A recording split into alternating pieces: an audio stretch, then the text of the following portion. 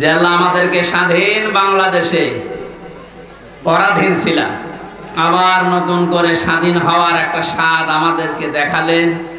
সবচাইতে বড় স্বাদ পাবো যদি আল্লাহর কোরআন দিয়ে জমিনটা চলে। এইটা দেখতে মন খুব চায়। আমি 7-8 দিন আগে ছিলাম মালয়েশিয়া, দুবাই, সিঙ্গাপুরে, সমস্ত জায়গায়। এদের দেশে ইসলাম নেই, কিন্তু ইসলামের নিয়ম নীতিগুলো তারা মানে। 1500 বছর আগে বিশ্বনবী যে জানিয়েছিলেন পবিত্রতা ঈমানের অঙ্গ, এটা শোনেননি কোনোদিন? পাক পবিত্র থাকা এটা ঈমানের অঙ্গ। কোন কোন জায়গায় পেয়েছি এটা ঈমানের অর্ধেক। এই শব্দটা নিয়ে চিন্তা করেছিলাম, কিন্তু এত গুরুত্ব দিয়ে কথা বলার কারণ কি? সিঙ্গাপুরে যে দেখলাম এই হাদিসের বাস্তবতা চলছে। আমার সামনে একজন, তার ছেলে একটা ঠোঙা, এই যে চিপস মিষ্টি চকলেট মকলেট খাবার পর এটা ঠোঙ্গা ফেলেছিল রাস্তায়। কোথায় ছিল পুলিশ জানি না, সঙ্গে সঙ্গে এসে এটা ফেলেছে কে? আমার ছেলে বোঝে না, এই জন্য না, রাস্তাঘাটে কিছু ফেলা যাবে না, যখন ফেলেছে জরিমানা দেওয়া লাগবে। ধরে নিয়ে গেল থানায়। কি পরিষ্কার পরিচ্ছন্ন, কি মানে জায়গাটা দেখলে মনে হচ্ছে। রাতের বেলা যে বাড়িতে ছিলাম বললাম ভাই মশারি, কিসের মশারি? কোনো মশা নেই এদেশে। কত বড় পরিষ্কার থাকলে একটা মশা চোখে দেখা যায় না বলেন তো? এই জন্য বলছি ওদের দেশে ইসলাম ওরা মানে না, কিন্তু ইসলামের নিয়ম নীতিগুলো দেখলাম ফলো করছে। বিশ্বাস করে না ইসলাম যে শান্তির ধর্ম, এটা বিশ্বাস করে না।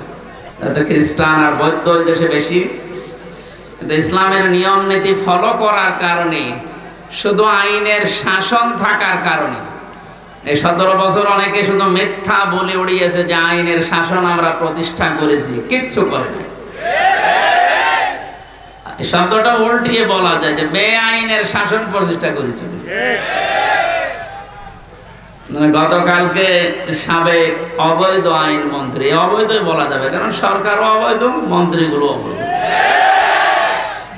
ওনারে যখন ডিম উপর দিয়ে মারে, নিচ দিয়ে মারে, বিভিন্ন জায়গায় যখন ডিম দিচ্ছিল, এ থেরাপির কারণে শেষ পর্যন্ত বলেই ফেলেছে একটা দোষও আমার না, সব আমারে উপর থেকে নির্দেশ দিয়েছে হাসিনা। এই কথাটা বলার পরে দেখলাম লোকটা হাসতেছে। আমার মনে হয় তার আমার এই যে এক মামা এসেছে আজকে সাথে কুষ্টিয়া থেকে, অনেক মামা, ওর একটা হালকা তার কাটা আছে। আমার মনে হয় এই বেটারও তার এরকম কেটে দিয়েছে।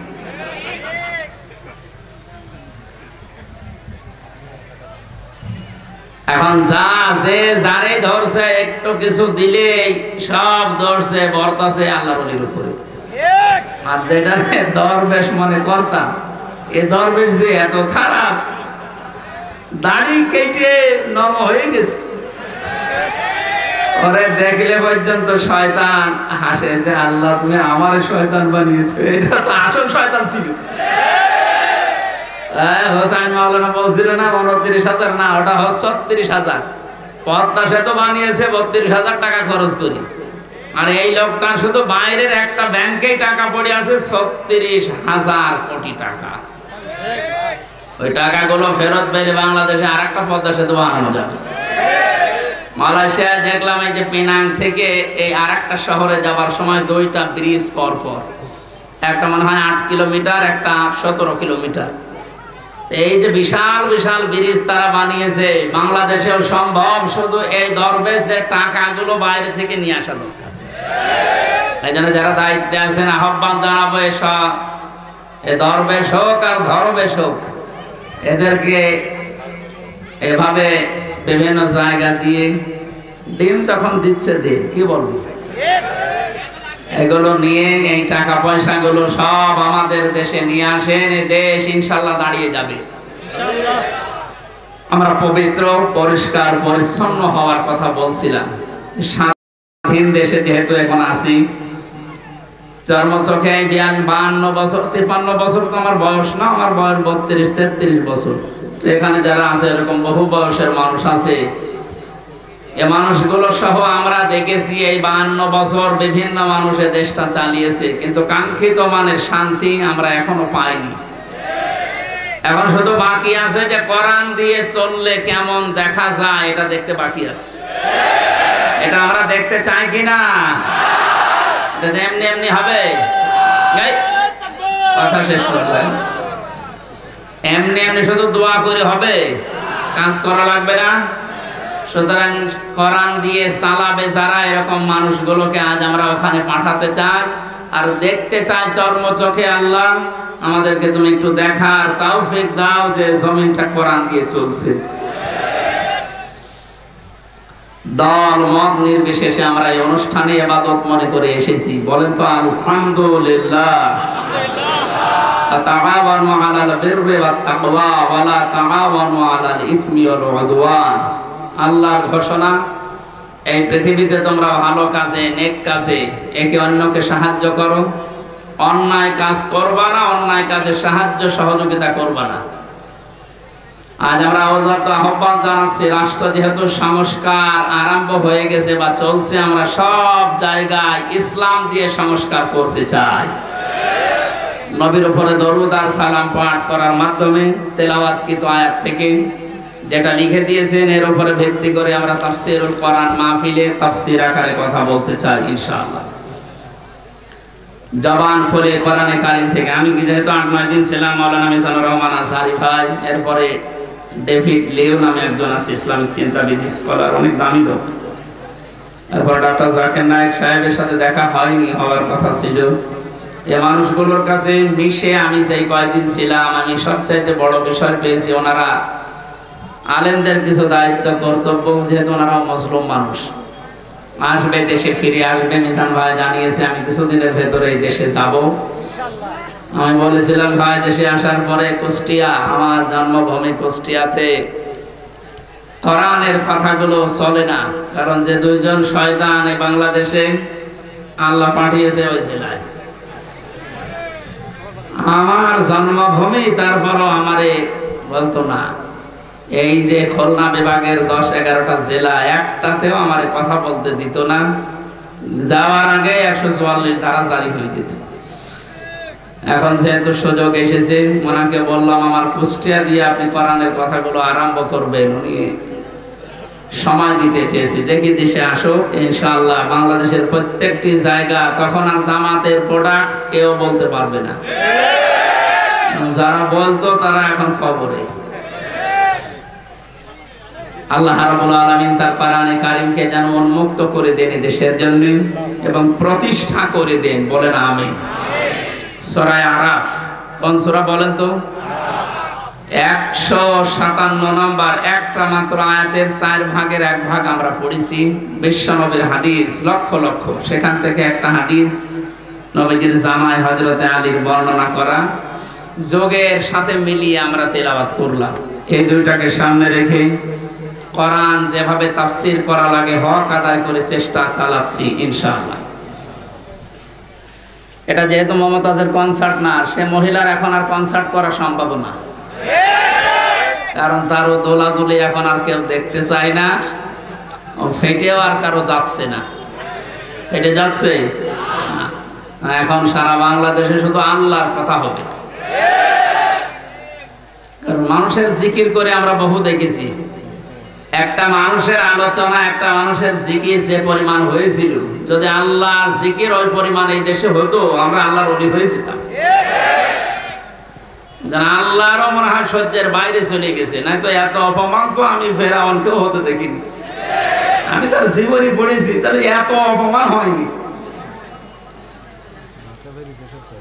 আল্লাহ রাব্বুল আলামিন কোরআনে কারীম কিভাবে মানুষের সামনে উপস্থাপন করা লাগে এটা আমাদের শিখিয়েছেন 1500 বছর আগে। আমরা আল্লাহর ওই ধরনটা সামনে নিয়ে আসি নাকি আমার মন মতো বলবো না।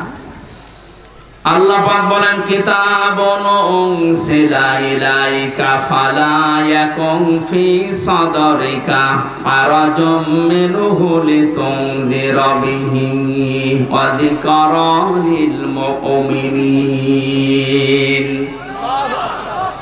আল্লাহ বলেন এই একটা কিতাব পৃথিবীতে একটাই মাত্র কিতাবের নাম আল্লাহ জানিয়েছেন, তার নাম কোরআন শরীফ। এজন্য কবরে যাবার পর মানুষকে যখন জিজ্ঞাসা করা হবে মার রব্বুকা, তোমার রব কে, লোকটা যদি বলে রব্বি আল্লাহ, আমার রব আল্লাহ, সঙ্গে সঙ্গে ফেরেশতারা জিজ্ঞাসা করবে মা দিনুকা, তোমার জীবন ব্যবস্থা কি। লোকটা যদি বলে দীনুন আল ইসলাম, সঙ্গে সঙ্গে ফেরেশতা বলবে মান হাযার রাজুল, এই লোকটা কে ছিল। লোকটা যদি বলে ফেলে হাযা নাবিয়ুনা মুহাম্মাদুর রাসূলুল্লাহ সাল্লাল্লাহু আলাইহি সাল্লাম, সঙ্গে সঙ্গে ফেরেশতারা আরেকটা বলবে এই কথাগুলো তুমি পেয়েছো কোথায়। কথা বুঝতেছে? আপনি পৃথিবীর কোন বইয়ের নাম, কিতাবের নাম বললে ফেরেশতারা কিন্তু ওগুলো চিনবে না। আপনাকে সঙ্গে সঙ্গে জবাব দিতে হলে বলা লাগবে আমি কোরআনে পেয়েছি, কারণ ফেরেশতারা এই একটা কিতাব চেনে। আল্লাহ জানে কিতাব দিয়েছেন, এই একটা কিতাব এমন দামি কিতাব, এটা আল্লাহর পক্ষ থেকে এই পৃথিবীতে আল্লাহ নিজে পাঠিয়েছেন। নবীজি এই কিতাবুন শব্দটার ব্যাখ্যা করতে গিয়ে হাদিসে জানিয়েছেন মানিত্তাবাল হুদা বিগাইরিল কুরআন আদাল্লাহুল্লাহ। তিরমিজি শরীফের হাদিস। এখানে ডিস্টার্ব হচ্ছে, বাতাস লাগবে না, অ্যাক্টিভ হয়ে শুনবেন। আমি কিন্তু প্রশ্ন করব, এটা ক্লাস চলছে না? ক্লাসের পরে যে প্রশ্ন করা হয় আমি কিন্তু সামারাইজ করে প্রশ্ন দেব, আন্দাজে শুনতে এসেছেন না। আল্লাহর নবীর এই কথার ভেতর থেকে দুইটা শিক্ষা আমি পেয়েছি। নবীজি জানিয়েছেন কোরআনে কারীম বাদ দিয়ে পৃথিবীর কোন জায়গায় যদি কেউ ভালো হওয়ার নিয়তে, হেদায়েত পাওয়ার নিয়তেও যায়, আল্লাহ নিজে দায়িত্ব নিয়ে তাকে গোমরা করে দেয়। আর কথার অর্থ বোঝেন? নবীজির হাদিসের শেষ অংশ ছিল আদাল্লাহুল্লাহ, আদাল্লাহ ইউদিল্লু, সুলাসি মুজাররদ থেকে এসেছে। শব্দটা যদি ভাবে ইফআল থেকে নবীজি বলতেন যে দাল্লা আদাল্লাহ ইউদিল্লু, ভাবে ইফআল থেকে শব্দটা আসা, নবী দাল্লা ইয়াদিল্লু বলতে পারতেন। দাল্লা ইয়াদিল্লু এ শব্দ দিলে বাংলা অর্থ হতো আপনি নিজেই নিজেকে খারাপ বানিয়ে ফেলেছেন, আপনি নিজের জন্য নিজে দায়ী, আর কেউ দায়ী না। কিন্তু আদাল্লাহ শব্দ যখন আসবে বাংলা অর্থ তখন হবে আপনার হয়তো নিয়ত ভালো ছিল, আপনি কোন জায়গায় গিয়েছিলেন যে ভালো হয়ে যাব, কিন্তু কোরআন সেখানে ছিল না। এই জন্য আল্লাহ রাগ করে নিজে দায়িত্ব নিয়ে আপনাকে আরো খারাপ বানিয়ে দেবে। এটার জন্য সবচাইতে বড় কারণ হচ্ছে এই পৃথিবীতে একটাই মাত্র কিতাব আল্লাহ মানুষকে হেদায়েত দেওয়ার জন্য সর্বশেষ পাঠিয়েছেন, তার নাম কোরআন শরীফ। কোরআন বাদ দিয়ে হেদায়েত দেওয়ার মতো কোন কিতাব কিয়ামত পর্যন্ত আর নেই। কথা বুঝতেছে? এজন্য সর্বপ্রথম আয়াত দেখবেন যালিকাল কিতাবু লা রাইবা ফি, কিতাবের আগে আলিফ লাম আছে। আল্লাহ নির্ধারিত করে জানিয়েছেন একটাই মাত্র কিতাব যেটা মানুষকে হেদায়েত দিতে পারে, তার ভেতরে কোনো সন্দেহ নেই, ভুল নেই, অবকাশও নেই। হাদিসের ব্যস্ততায় আমি যেটা পেয়েছি, ও বাংলার জনগণ, কোরআন যেখানে নেই ওইরকম জায়গায় এখন থেকে যদি আপনি ভালো হওয়ার নিয়তেও যান, আপনাকে আমির হামজা খারাপ বানাবে না, খারাপ বানিয়ে দেবে কে? এবার এক বাক্যে বলবেন হেদায়েত দেওয়ার একচ্ছত্র মালিকানা হামজার? বলেন। নবীজির? কার? আল্লাহ ছাড়া পথ কেউ দেখাতে পারে না, হেদায়েত দিতে পারে না। উনি যদি বলেন আমি তোকে খারাপ বানাবো, বলেন তো কে আছে আপনাকে পথ দেখাবে? বলেন। এই জন্যই আমার শেষ কথা, ফাইনাল কথা এইটাই, আজকে থেকে সিদ্ধান্ত দৃঢ়ভাবে নেওয়া লাগবে।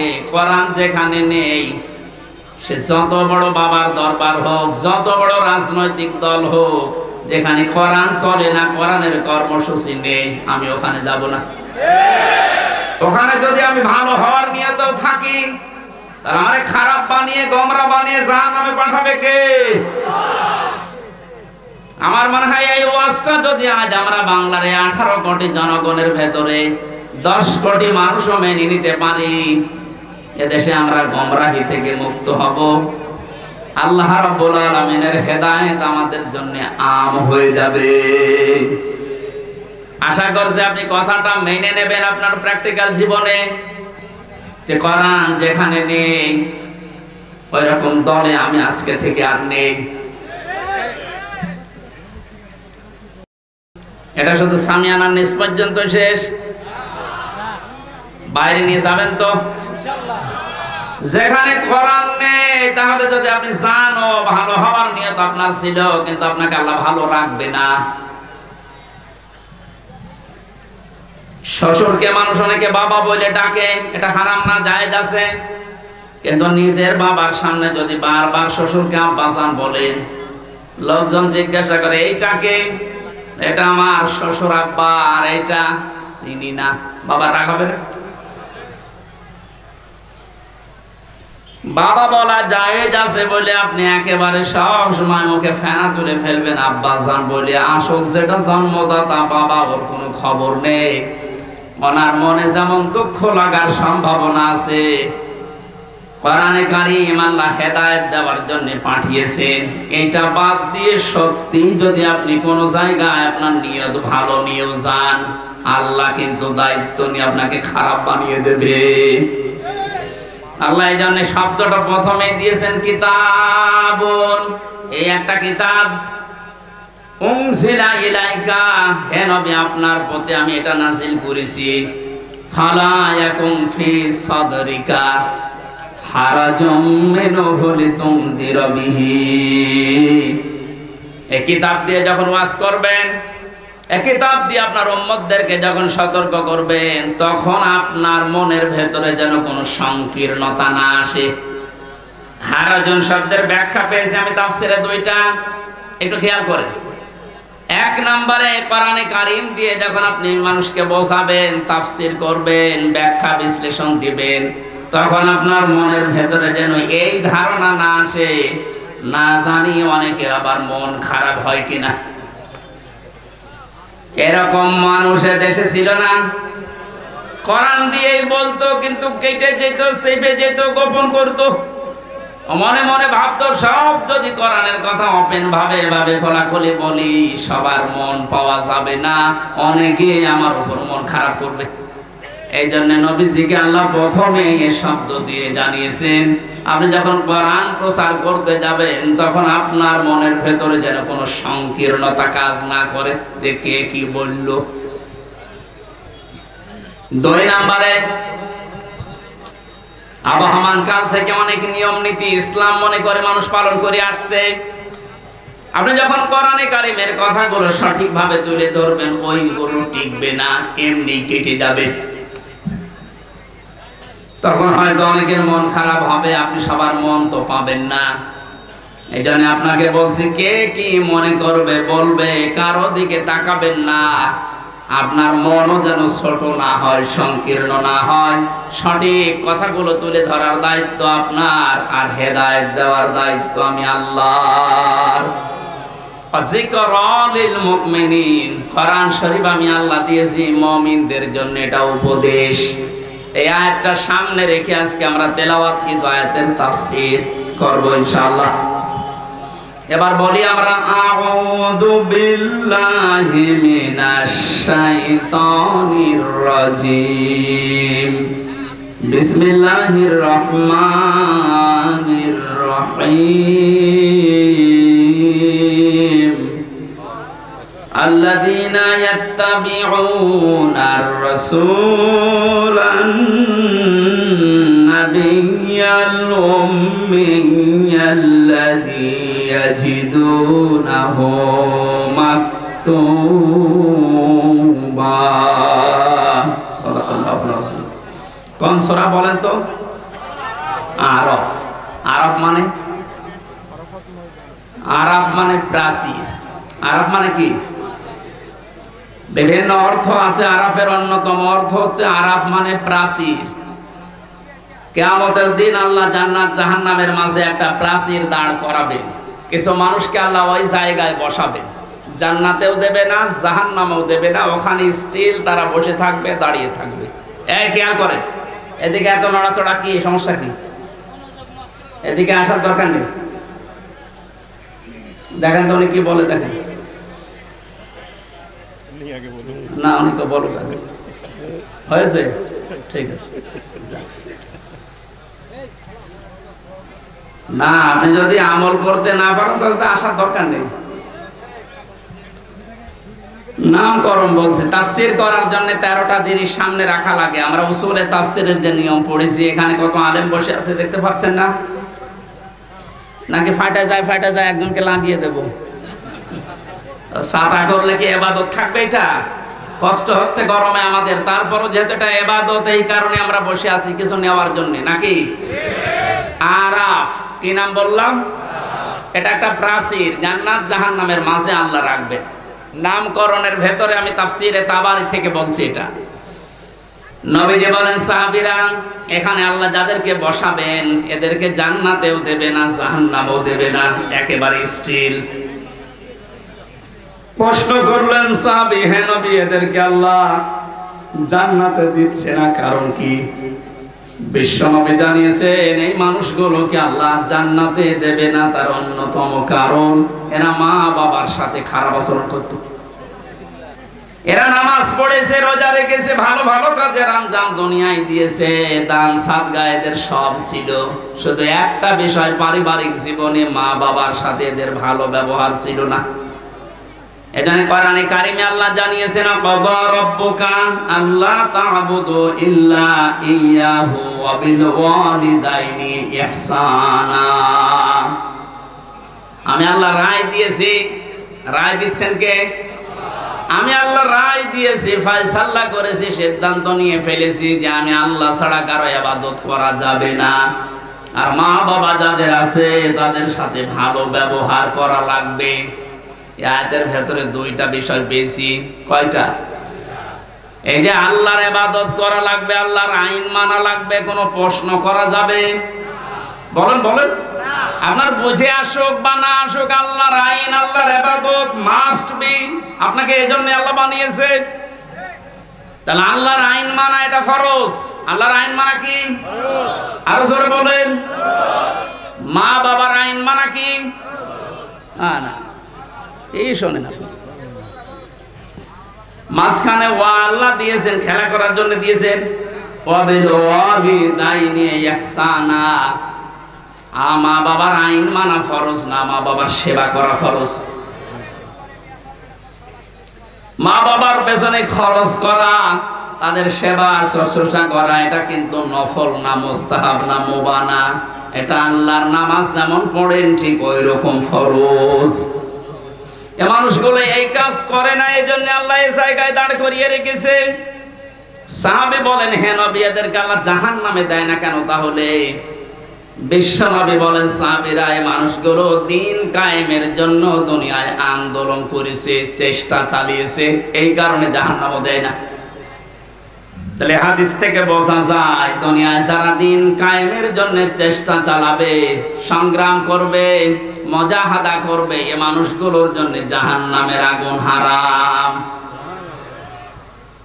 আমরা জাহান্নামে যেতে চাই না, কারণ যারা আমরা ইসলাম এই পৃথিবীতে দাঁড় করানোর জন্য, কায়েম করার জন্য চেষ্টা চালিয়ে যাচ্ছি, খাদেম হিসাবে, কামলা হিসাবে, আমাদেরকে আল্লাহ জাহান্নামে দেবেন, আপনি বিশ্বাস করতে পারেন। তো পারিবারিক জীবনে যেন এমন কোন কাজ আমরা না করি যে না মানে জান্নাতেও যেতে পারছি না।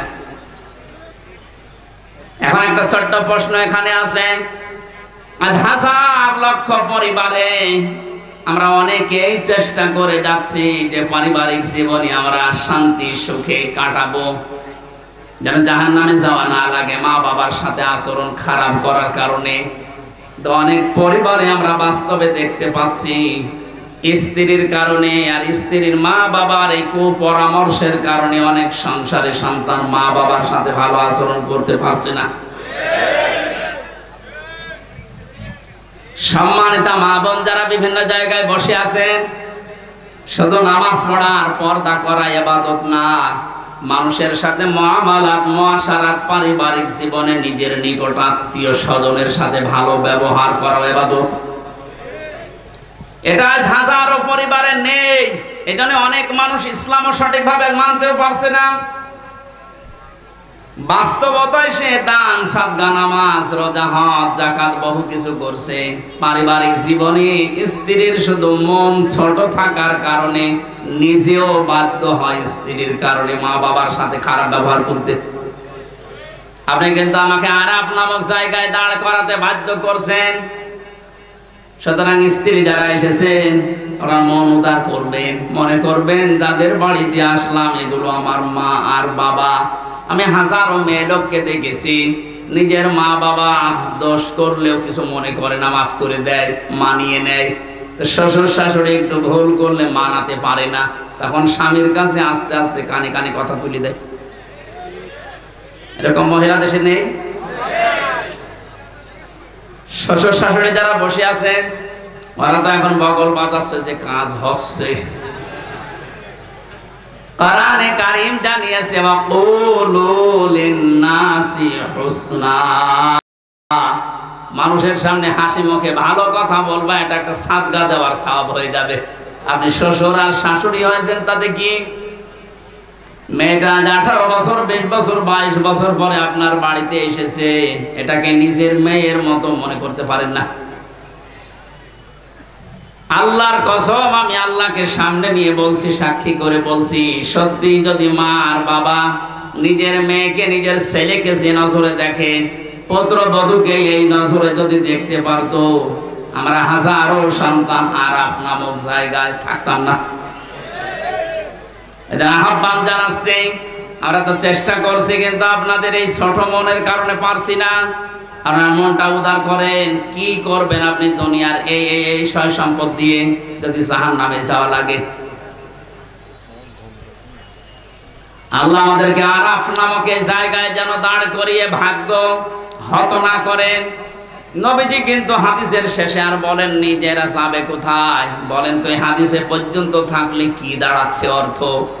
জান্নাতেও যেতে পারছি না শুধুমাত্র এই কারণে, জাহান্নামও আল্লাহ দিচ্ছেন আমি ইসলামী আন্দোলন করার কারণে। অথচ এই জায়গায় যদি দাঁড়িয়ে থাকা লাগে আবাদান আবাদান, আমার মতো হতভাগ্য মানুষ আছে। আল্লাহ আমাদেরকে হেফাজত করুন, বলেন আমিন। মক্কায় নাজিল হয়েছে সূরাটা, 206টা আয়াত আছে, 16টা রুকু আছে।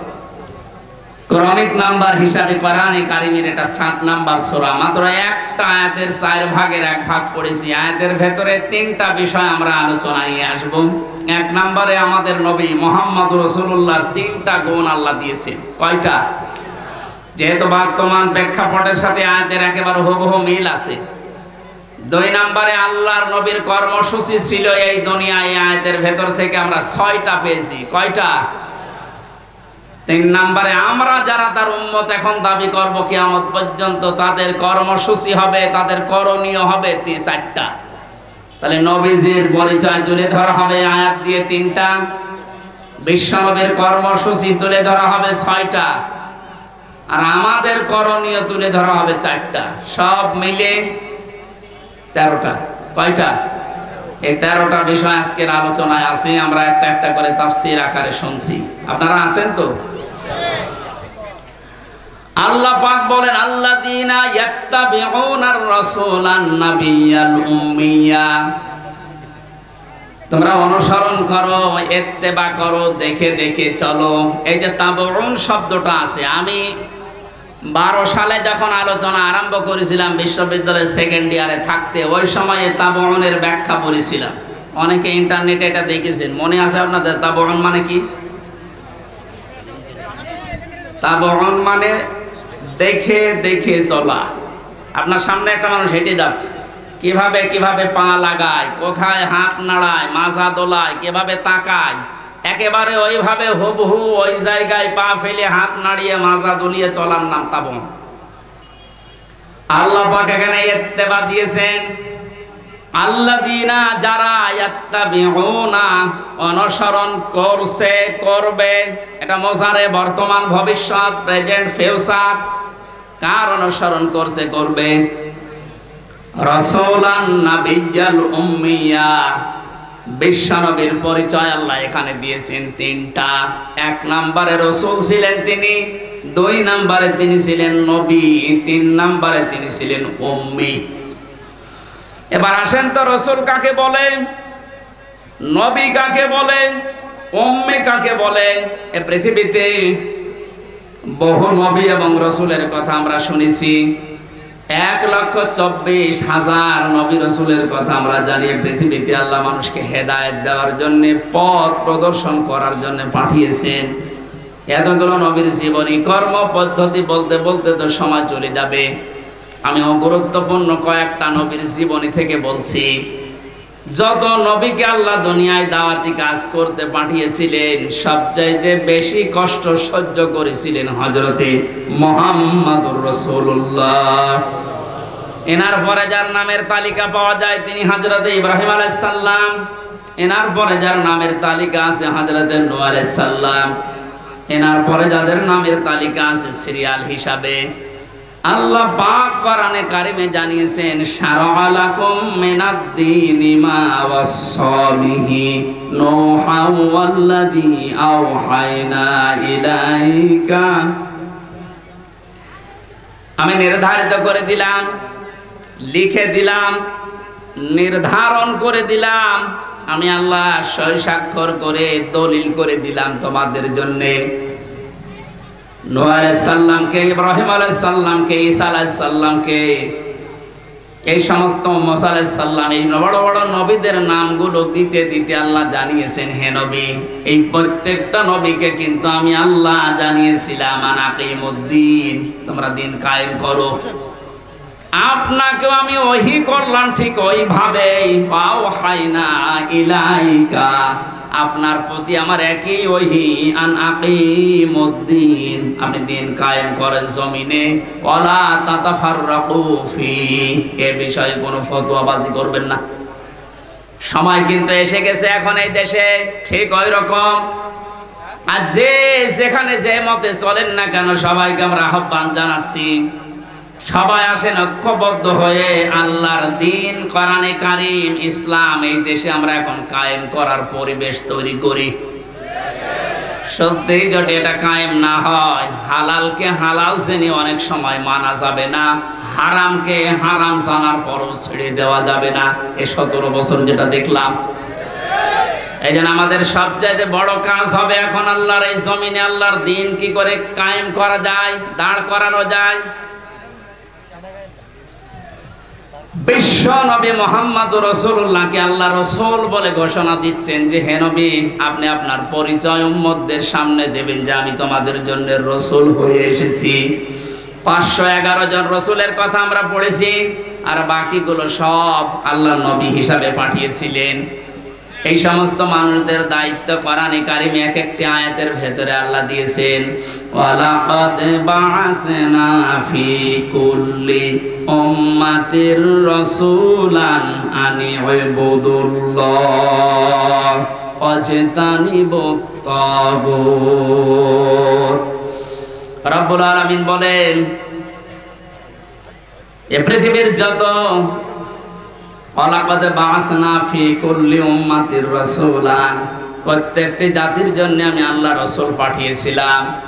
প্রতিটি নবী আর রাসূলদের জীবনের দায়িত্ব মূল ছিল দুইটা। তারা উম্মতদের কাছে যেই বলতেন আল্লাহর ইবাদত করো। কার ইবাদত? এই শব্দটা নিয়ে আজ হাজারো জায়গায় আমরা এই দেশের ভেতরে অনেক ভেজাল দেখতে পাচ্ছি। কমনে দিয়েছে ফ্যান, ইয়ার কি মারছেন এখানে বসে বসে।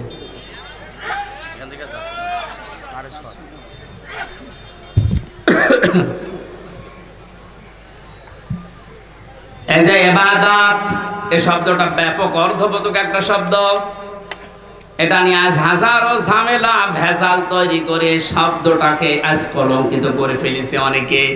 এই জন্য সতর্ক হওয়ার সময়, সংস্কারের সময় যখন চলছে, আমরা এখন সতর্ক এবং সংস্কার এই মন নিয়ে আমরা ইবাদত করব। আমার ইবাদতের ভেতরে যেন কোনো ভেজাল না আসে। গাড়ি গাড়ি ইবাদত করা লাগবে, কোরআনে আল্লাহ এমন দেয়নি। ইবাদত করো, আখলিস দীনাকা ইয়াকফিকাল আমালুল কলিল। তোমার ইমানটা যদি খাঁটি হয়, কাজকর্ম আমল যদি কম হয়, আমার আল্লাহ মাফ করে দেবে। আমাদের অনেকের কাজ কারবার দরবেশ বাবার মতো গাড়ি গাড়ি দেখতে পাচ্ছি। ওর একটা বক্তব্য শুনেছিলাম কয়েকদিন আগে, ও বলেছে কোরআনেও সমস্যা আছে। এই নামটা নিয়ে, আহলে হাদিসের নাম নিয়ে অনেক মানুষ আজ মানুষকে ধোঁকা দিচ্ছেন। আহলে হাদিস এই শব্দটা খারাপ না, কিন্তু শব্দটা নিয়ে আজ ধোঁকা দিয়ে বোকা বানিয়ে অনেকে এখনো পর্যন্ত জালেমদের পা চাটতেছে। কালকের বক্তব্য ছিল একজনের রফিক নামে, আমি নাম নিয়েছি এই কারণে চেনার জন্য। এই লোকটা জানাচ্ছে এখন জনগণকে, আবু সাইদ নামে এই ছেলেটা শহীদ হয়নি, ও নিজে আত্মহত্যা করেছে।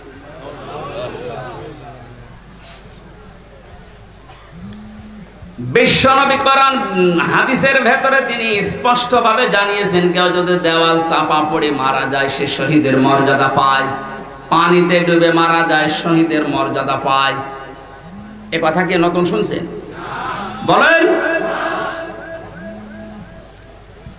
আগুনে পড়ে যদি কেউ মারা যায় সে যদি শহীদের মর্যাদা পায়, অ্যাক্সিডেন্ট করে মরলে যদি শাহাদাতের মর্যাদা পায়, এই পৃথিবীর ময়দানে জালেমদের জুলুমের সামনে মোকাবেলা করতে গিয়ে নিজের জীবনটা সে দিয়ে দিল, তাকে আপনি শহীদ বলতে আপনার অসুবিধা লাগে কোন জায়গায় বলে তো দেখি?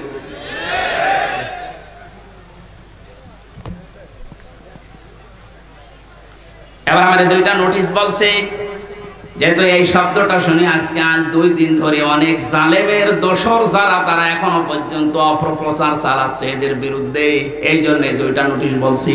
সূরা বাকারার 154 নম্বর আয়াত, 2 নাম্বার পারা, 2 নাম্বার পৃষ্ঠা, 12 নাম্বার 13 নাম্বার লাইনে আছে, ভালো করে মিলাবেন। আল্লাহ পাক বলেন, ওয়ালা তাকুলু লিমান ইয়াকতালু ফি সাবিলিল্লাহি আমওয়াত বাল আহইয়াউ ওয়ালাকিন লা তাশউরুন। আপনি হয়তো এভাবে এতদিন চিন্তা করেননি, যেভাবে আমি বলছি মিলিয়ে দেখেন। আল্লাহ বলেন, ওয়ালা তাকুলু, হে পৃথিবীর লোকেরা, কেউ এ কথা মুখ দিয়ে বলবা না। কথা বলে মানুষ কি দিয়ে? বলো না কেন? এজন্য মুখের ওপর আল্লাহ নোটিশ দিয়েছেন, কেউ এ কথা বলবা না। 1জন 2জন না, কেউ বলবা না, বহু বচন।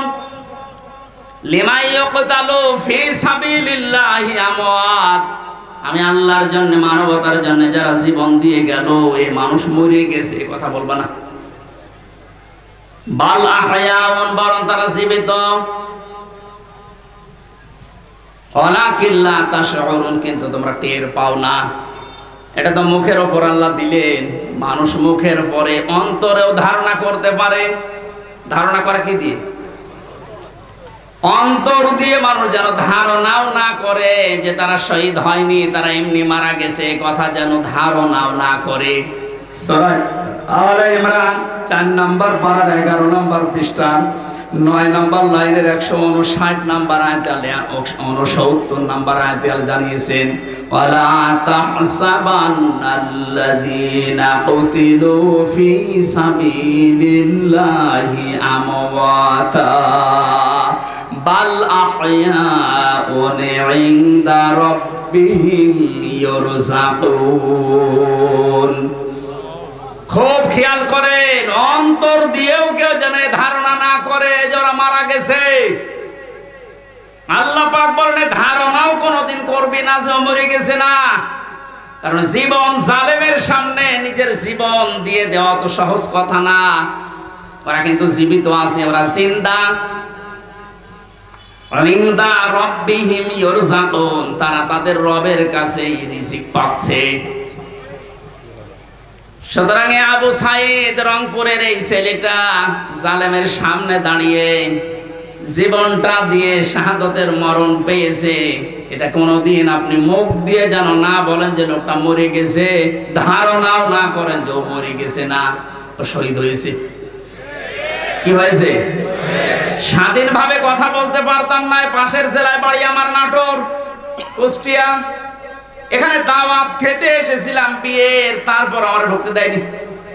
কোথায় ছিলাম আপনি টের পেয়েছেন? স্বাধীনতা পরাধীনতা কি আমরা 17 বছর টের পেয়েছি। স্বাধীনভাবে চলাফেরা করার, বাক স্বাধীনতা ফিরিয়ে দেওয়ার জন্য যে মানুষগুলো জীবন দিয়েছে, মাস্ট বি 100 ভাগ আমি বিশ্বাস করি ওরা সব শাহাদাতের মর্যাদা পেয়েছে। এমনকি জালেমের জুলুমের শিকার হয়ে আয়না ঘরেও বহু মানুষ জীবন দিয়েছে, জেলখানার ভেতরে জীবন দিয়েছে। এমনকি কোরআনের পাখিকে অনেকে বলছে উনি স্বাভাবিকভাবে মারা গেছে, না আমি পাশে ছেলেছিলাম, উনি 1 নম্বরে আমি 4 নম্বরে। আল্লামার সাথে আমার একদিন দেখা হয়েছিল মাত্র 10 মিনিটের জন্য। উনি এমনি মারা যায়নি, ওনাকে মেরে ফেলা হয়েছে। তার বাস্তব প্রমাণ ওনার মুখের হাসিটা। এখন ভিডিও বের হচ্ছে, জেলার আর সোফারের আত্মীয়রা তারা পরিচয় দিয়ে বলছে ওনাকে জোর করে সই করিয়ে বলেছে আপনি সই করেন, আপনাকে মুক্ত করে দেওয়া হবে নির্বাহী আদেশে। এই কথা বলে বের করে নিয়ে গেছে। উনি তো খুশি আনন্দ যে আমি পরিবারের কাছে ফিরে যাচ্ছি। কিন্তু শয়তান যারা আছে শয়তানি করে, ষড়যন্ত্র করে, যাকে দায়িত্ব দিয়েছিল মোস্তফা জামান এ কুলাঙ্গার, এই যে কি জিনিস এখন আমরা টের পাচ্ছি, কার তৈরি করা এখন আপনি দেখতে পাচ্ছেন। আমার মনে হয় একে যদি আমার মতো এরকম 10 দিন রিমান্ডে রাখেন ও সব সত্য কথা বলে ফেলবে। আমার মুখ দিয়ে রিমান্ডে একটা কথা ওরা বের করতে পারেনি। শেষ পর্যন্ত মন মতো লিখে আমাকে বলছে সই করেন আপনারা ছেড়ে দেওয়া হবে। আমি তো রিমান্ডে বসতাম না যে 164 কি, মানে গেলাম ছেড়ে যখন দেওয়া হবে দেই। এখন দেখি সব আমার বিপক্ষে লিখেছে। আমি নাকি দেশের বিরুদ্ধে কথা বলতাম। যতগুলো বক্তব্য দিয়েছি দেশের ভালোবাসার পক্ষে দিয়েছি, কারণ দেশকে ভালোবাসা এটা ওই মানের অঙ্গ। আরে মানুষগুলো এটা আমাকে বলে কয়ে নিয়েছে যে বলেন আপনি যে আপনাকে এদেশের কিছু মানুষ টাকা পয়সা দিয়ে ব্যবহার করে যে আপনি দেশের বিরুদ্ধে, এই সরকারের বিরুদ্ধে, তাহলে আপনাকে ছেড়ে দেব। শেষ পর্যন্ত বলতে রাজি যখন হলাম না, 11 ঘন্টা আমার টাঙিয়ে রেখেছিল কালো কাপড় দিয়ে চোখ বেঁধে। নিজেরা বলা করতো হুজুর আপনি নির্দোষ আমরা জানি, কিন্তু আপনাকে কথা বলা লাগবে। পেছনে হাত হ্যান্ডকাপ দিয়ে বেঁধে, কালো কাপড় দিয়ে চোখ বেঁধে 11 ঘন্টা এক জায়গায় আমার নামাজও পড়তে দেয়নি। 4 ওয়াক্ত জোহর আসর মাগরিব এসে আমি সব ইশারায় পড়েছি। এখন নামাজ পড়ছি কোন সময় আমি তাও জানি না, কারণ মাটির নিচে তো। সর্বশেষ যখন বললাম না এত বড় মিথ্যা কথা আমি বলতে পারবো না, আকিস গ্রুপে আমি চাকরি করতাম, ওনাদের বিরুদ্ধে হাজার হাজার কথা লিখতে বলেছেন, একটাও পারবো না, কারণ ওনারা এরকম না। শেষে আমার বলছে যদি আপনি আজকে সন্ধ্যার ভেতরে এগুলো স্বীকার না করেন, না বলেন, তাহলে আপনার বউ তুলে নিয়ে আনবো। কি চরিত্র দেখিছে। আর এখন অনেক সুর তুলছে অনেকে যে এদের মাফ করে দাও। এই জালেমদের মাফ করা মানে মাসলুমের উপরে অবিচার করা।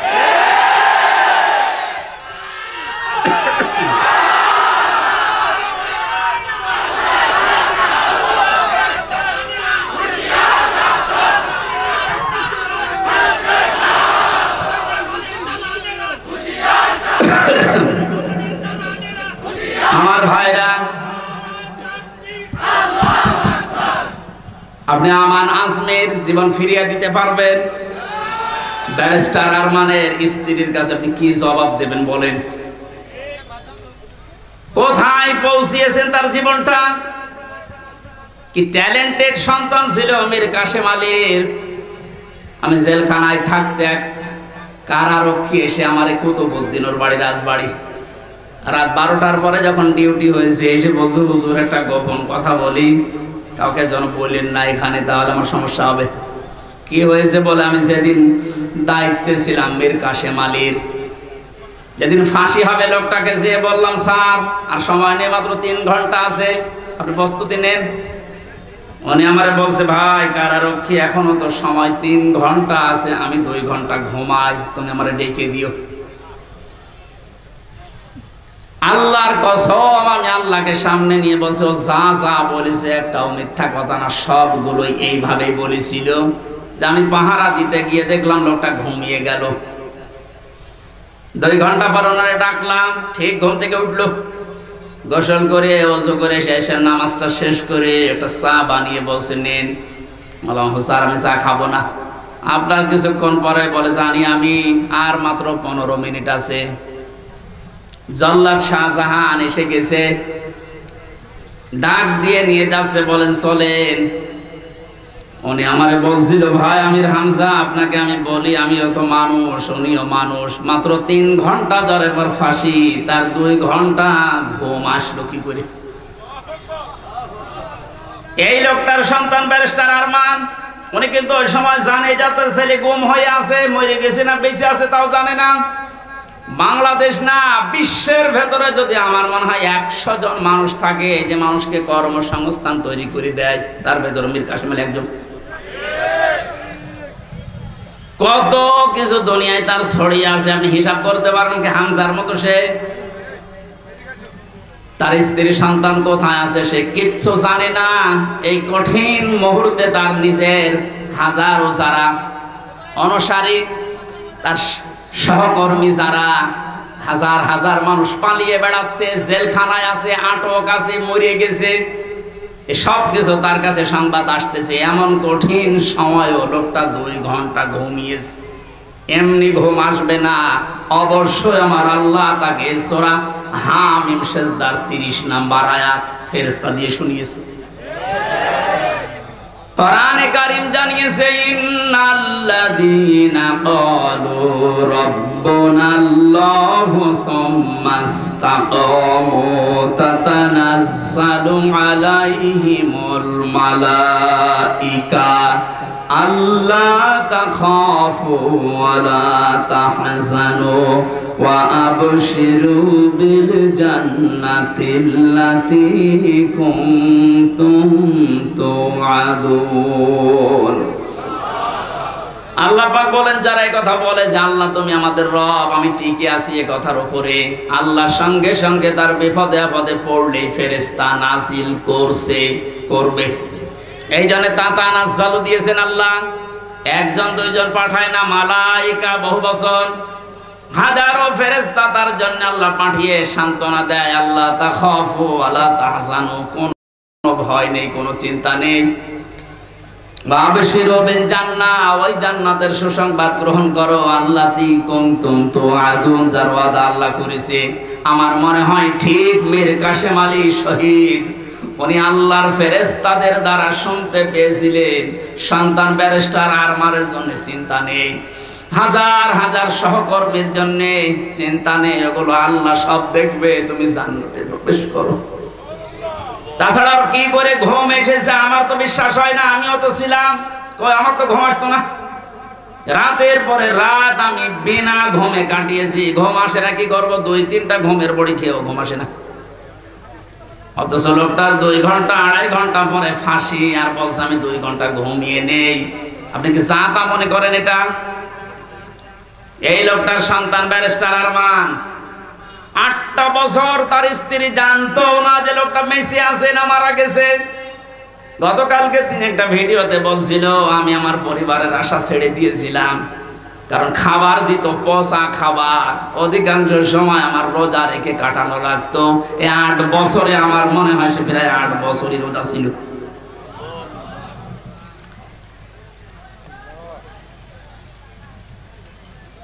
কোথায় পৌঁছিয়েছে তারা এই মানুষগুলো? আর উল্টা পাল্টা এখনো পর্যন্ত অনেক জালেমের দোসররা ধারণা করে যাচ্ছে যে কি করেছি যে আমাদের দেশ থেকে তাড়িয়ে দিল। কি করেছেন আপনি টের পাচ্ছেন না? আপনি যদি কিছু না করেন আপনার শুধু আইনা ঘরের কারণে ফাঁসি হওয়া দরকার। মানবতার সাথে যেটা কত বড় মারাত্মক অপরাধ আপনি টের পাচ্ছেন না এখনো? যারা ছিল তাদেরকে একটু জিজ্ঞাসা করেন। ব্যারিস্টার ব্রিগেডিয়ার আমান আজমি ভাই শেষ পর্যন্ত এই কান্না জড়িত কণ্ঠে বলেছে যে আমি সূর্যের আলো কি 10-12 বছর দেখি নাই। এদিকে 1.5 হাত, ওদিকে 1.5 হাত। আমার যে মাটির নিচে ছিলাম ওখানে তাও তো এদিকে 3.5 হাত, এদিকে 2.5 হাত ছিল, আর আরো ছোট। এরপরও জালেমদের পক্ষে আপনি সাফাই গান, জালেমদের পক্ষে কথা বলেন। আপনি মানুষ, আপনারও বিবেক মরে গেছে। মজলুম অবস্থায় এখনো আছে, এখনো পর্যন্ত অসুস্থ, আমার শরীর এখনো স্বাভাবিক হয়নি, এখনো মুসাফির অবস্থায় আছি। দোয়া করছে আল্লাহ কিয়ামতের আগে কোন জালেম যেন এই দেশে আর ফিরে আসতে না পারে। আমরা যারা আছি এই দেশে এখন, আমাদের আলেমদের উচিত হবে নবীরা রাসূলরা তাদের যে পরিচয়গুলো আল্লাহ তুলে ধরেছিলেন, নবীর কাজ কি, রাসূলের কাজ কি, এই পরিচয়গুলো আমরা এখন জনগণের সামনে তুলে ধরবো। তাদের কর্মসূচি 6টা। কয়টা? আল-হাল্লু লাহুমুত তাইয়্যিবাত, তারা হালাল করত পবিত্র জিনিস। আজ বাংলাদেশে হালাল করা লাগবে পবিত্র জিনিসগুলো, আর হারাম করত তারা অবৈধ জিনিসগুলো। বাংলাদেশে এখন প্রত্যেকটা সেক্টরে এখনো পর্যন্ত হারাম জিনিস জিয়ে রাখা হয়েছে। এদিকে তাকান, যারা দায়িত্বে আছেন, অন্তর্বর্তীকালীন সরকার থেকে শুরু করে যারা এখন দায়িত্বে আছেন, এই মুহূর্তে আপনাদের সিদ্ধান্ত নেওয়া লাগবে এই জালেমদের সহযোগী যতগুলো ছিল প্রত্যেককেই ইমিডিয়েটলি এখনই ওদেরকে বহিষ্কার করা লাগবে। এটা সংস্কার যেহেতু চলছে, নবীদের কর্মসূচি 6টা ছিল, তার 2য় নম্বর এটা হালালকে হালাল বলে বৈধ জায়গায় দিয়ে দেন। এই 17 বছর যারা বৈধ চাকরিতে উন্নতি পায়নি তাদের কাজ উন্নতির ওই জায়গায় দেওয়া লাগবে, আর যারা অবৈধভাবে আন্দাজে চেয়ারের পর চেয়ার পেয়েছে তাদেরকে নিচে নামানো লাগবে। ইসলামী ব্যাংক থেকে শুরু করে বাংলাদেশের যত ব্যাংকিং ব্যবস্থা, বিচার ব্যবস্থা, প্রশাসন, ব্যবসা, প্রত্যেকটি দিক আর বিভাগে যেহেতু সংস্কার আরম্ভ হয়েছে, এই সংস্কার ইমিডিয়েটলি কয়েকদিনের ভেতরেই করা লাগবে। এখনো পর্যন্ত এই হারাম খোর যারা, এদের এই অভ্যাস এখনো যাবে না। বলছেন না হুজুর দোয়া করেন, নূহ নবীর চাই থেকে আমি বড় হয়ে গেছি। নূহ নবী দোয়া করেছিলেন না? কি বলেছিলেন? লা তাযারা আলাল আরদি মিনাল কাফিরিনা দাজ্জারা ইন্নাকা ইন তাযারহুম ইউদিল্লু ইবাদাকা ওয়া লা ইয়ালিদু ইল্লা ফাজিরান কাফারা। হে আল্লাহ, বহু চেষ্টা করেছি এদের পেছনে, 950 বছর দাওয়াত দিয়েছি।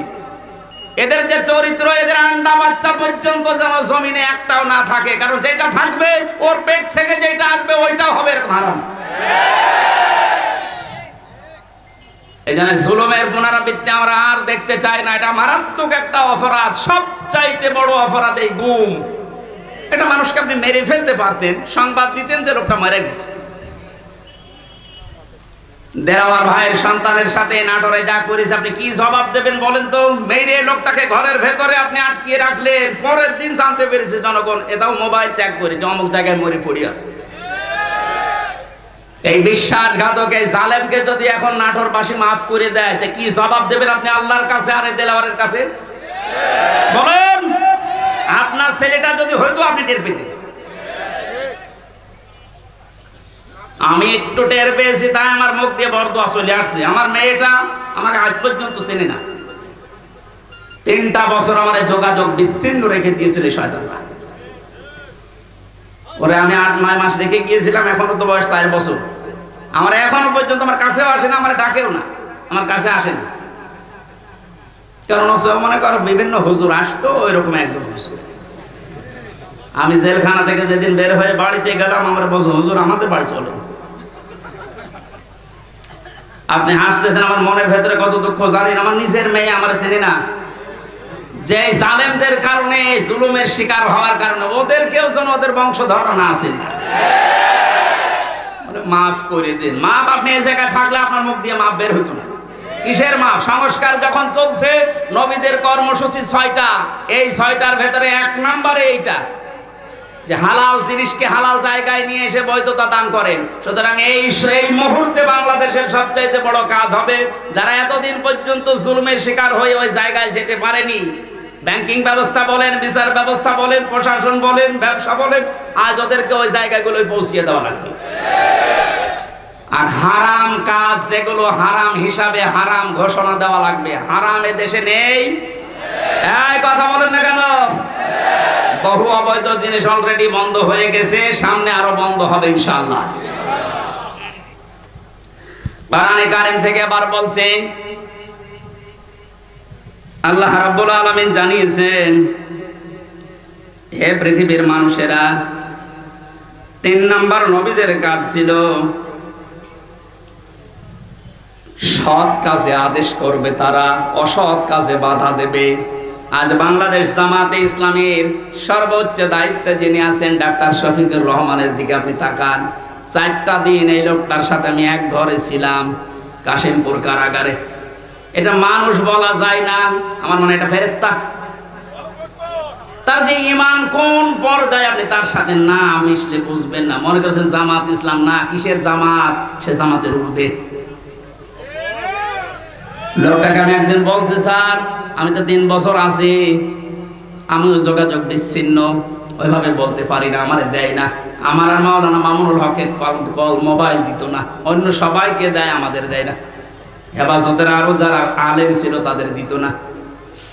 ওনাকে দেওয়ার পরেই দেখলাম 4 তালা দিয়েছে।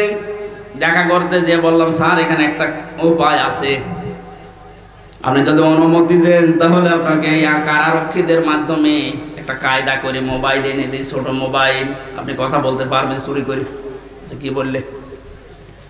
কার সাথে কথা বলবো, অথচ তার ছেলেটাও পাশের জেলে আছে, তার ছেলেও ডাক্তার, পাশের এক বিল্ডিং পরেই তার ছেলে জেল খাটতেছে। কি হিন্দাল সার্কিয়া, কি শয়তানি নাম, উল্টো পাল্টা নাম দিয়ে মামলা।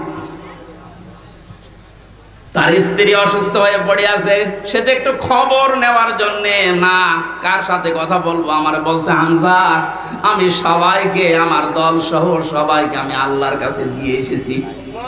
এই কঠিন মুহূর্তে এই কথা মুখ দিয়ে বের হওয়া, আপনি মনে করছেন এই আর কি? আপনি জায়গা মতো জানতো আপনার মুখ দিয়ে কথা বের হয় কিনা? 5 তারিখের পর থেকে এই লোকটার যে উদ্যোগ দেখতে পাচ্ছি, আজ আমরা সারা বাংলাদেশ সহ যে অ্যাক্টিভিটিস, যে কাজগুলো, সৎ কাজের আদেশ, অসৎ কাজে বাধা দেওয়ার জন্য যে ভূমিকাগুলো পালন করছে, আমার মনে হয় এভাবে যদি আল্লাহ চালায়, কিছুদিনের ভেতরে ওরাইতান নাস ইয়াদখুলুনা ফি দীনিল্লাহি আফওয়াজা, এটা আমরা দেখতে পাবো। এখন অলরেডি শুরু হয়ে গেছে। আল্লাহর দ্বীনের ভেতরে মানুষ এখন দলে দলে বালে বালে প্রবেশ করছে, তাদের অন্তত বিবেক একটু জাগ্রত আছে। বহু শিক্ষিত মানুষ আমি কথা বলি তো মাঝে মাঝে দেখি, না ও আর কি করব, জীবনটা নষ্ট করে ফেলেছে এই জালেমের কথা শুনে, বাকি জীবনটা অন্তত ইসলামের কাছে দিয়ে আখিরাতটা তৈরি করি। যেহেতু কোরআনে কারীমের ঘোষণা এইটা, হে নবী যখন আসবে আল্লাহর সাহায্য, তখন আপনি বিজয় দেখতে পাবেন, আর বিজয় আসবে, দলে দলে মানুষ ইসলামে প্রবেশ করবে, এটা এখন দেখতে বাকি আছে। শুরু হয়ে গেছে অলরেডি। 20% মানুষ এই দেশে দিন কায়েম হোক এটা চাইতো, কিন্তু এই 5 তারিখের পর থেকে আজকে 19 তারিখ, মাত্র এই কয়দিনে জরিপ পেলাম, অলরেডি 35% মানুষ এই দেশে এখন চাচ্ছে যে দিন এই দেশে কায়েম হোক। এভাবে চলতে থাক, দেখবেন 51% পার হয়ে যাবে অন্তত কিছুদিনের ভেতরে। আর 51% হয়ে গেলে দেশে ইসলাম কায়েম করা কোনো দাদা ঠেকাতে পারবে না। আমরা ওইটা দেখার আশায় আছি। কথা বলেন। নবীজির কর্মসূচি, আমি এক একটা শব্দের ভেতরে লক্ষ লক্ষ কথা, আমি এত ব্যাখ্যা করতে গেলে এই যে গলা বসে যাচ্ছে, মাইকটা আমার মন মতো হয়নি। 2 নম্বর প্রচন্ড গরম, তো ভেতরে ঘেমে ঘাম গায়ে বসে যাচ্ছে, এই জন্য গলা বসে যাচ্ছে। বোঝা নামিয়ে দেবে, এটা নবীদের কর্মসূচির ভেতরে ছিল। বোঝা নামিয়ে দেয়নি আল্লাহ। এরপরে ছিল বন্দিত্ব অপসারণ করা। বন্দিত্ব অপসারণও চলছে আজ। আমার যা বিশ্বাস, এই দেশে যারা স্বাধীনতা চায়, যারা এই দেশে মানুষের মত প্রকাশের স্বাধীনতা একেবারে সব জায়গায় দিতে চায়, যে সবাই সবার মন মতো চলবা, একটা মানুষও যদি এই দেশে জন্মগ্রহণ করে, সেই দেশের বৈধ নাগরিক। জামাত ইসলামী বাংলাদেশের কেন্দ্রীয় আমির যিনি ডাক্তার শফিকুর রহমান ঘোষণা অলরেডি দিয়ে দিয়েছে, এই দেশে আমরা সবাই এক পরিবার। সুতরাং জালেম যারা বাইরে চলে গেছে, জালেমরা যেন কিয়ামতের আগে আর না আসে। বলেন, সবাই যেহেতু আমরা এক পরিবার, একটা পরিবার যেভাবে থাকে আমরা এদেশে এখন ওইভাবে থাকতে চাই। রাষ্ট্র সংস্কার অলরেডি চলছে। বন্দিত্ব যারা ছিল এখন তাদেরকে মুক্ত করার এই সংস্কারও চলছে। বিনা কারণে যারা বিনা বিচারে আটক অবস্থায় ছিল আল্লাহ যেন এটা তাড়াতাড়ি খুব দ্রুত করে দেন, বলেন আমিন। নবীদের এখান থেকে আমরা যারা উম্মত তাদের 4টা কাজ এই মুহূর্ত থেকে শুরু করা লাগবে। 1 নম্বরে আল্লাযিনা আমানু, যারা ঈমান আনার দরকার আমাদের এখন। ঈমান এখন বলেন আমার ঈমান নেই মানে আমি মুসলমানের ঘরের সন্তান, আমার বাবা ঈমানদার, দাদা ঈমানদার, আমিও ঈমানদার না। ঈমানদারের প্রকাশ হচ্ছে আল্লাহর কোরআনে যে নিয়ম নীতিগুলো আছে ওইগুলো বাস্তব বিশ্বাস করে দেখানো। এটা এখন দেখাতে পারবো না ইনশাআল্লাহ। কোনো কিছু নেই সামনে। যে জালেমদের কাছে 14 বার অনুমতি নেওয়া লাগতো, ওই জালেমরা এখন অনুমতি নিয়ে পা ফেলবে ইনশাআল্লাহ সামনে। গতকালকে গিয়েছিলাম ফরিদপুরে, মাসখানেক আগেও ছিল আমার মাহফিল ওই গ্রামে, অথচ জালেমদের 14 জায়গায় অনুমতি নিয়ে আমার উঠতে দেয়, বলে না ওনারা বাদ দিয়ে। অথচ গতকালকে যাওয়ার পরে সভাপতি আমারে বলছে হুজুর যে জালেমগুলো বাধা দিয়েছিল ওরা এখন বলছে হুজুরকে এবারেই নিতে। দিন পাল্টে অলরেডি গেছে। এদিন বদল যখন শুরু হয়েছে, সংস্কার চলছে। যেখানে যেখানে জুলুম অত্যাচার, ছাত্র ভাইরা যারা আছে ঐক্যবদ্ধ হয়ে এই জুলুমের অবসান ঘটানোই লাগবে ইনশাআল্লাহ। বহু ব্রিজ এই দেশে আছে যেখানে ফেরেশতারা মনে হয় টোল নিত। আমার কুষ্টিয়ার এই যে মেহেদি রমি ব্রিজের যে টোল এক শয়তান নাকি আদায় করতো, 5 তারিখে স্বাধীন হওয়ার পরে বিকালে ওটা উড়িয়ে দিয়েছে, এখন সবাই খুশি। এরকম বহু জায়গায় অবৈধভাবে যারা টোল তুলতো, এই টোল গুলো যেন সব ভেঙ্গে গুড়িয়ে মাটির সাথে মিশিয়ে দেওয়া হয়। আমাদের ঈমান তাহলে 2 নম্বরে নবীদেরকে সাহায্য করা। নবী যেহেতু নেই, নবীর উত্তরাধিকারী এখন যারা, নবীর অনুসারী এখন যারা কাজকর্ম চালাচ্ছে ইসলাম এই দেশে নিয়ে আসার জন্য, তাদের সাহায্য করা আমাদের কর্মসূচির ভেতরে নিয়ে আসতে হবে। আমি এটা বানিয়ে বলছি। সূরা আরাফের 157 নম্বর আয়াত আপনি বাড়ি যেয়ে তাফসীর আকারে পড়েন, এইটা পাবেন।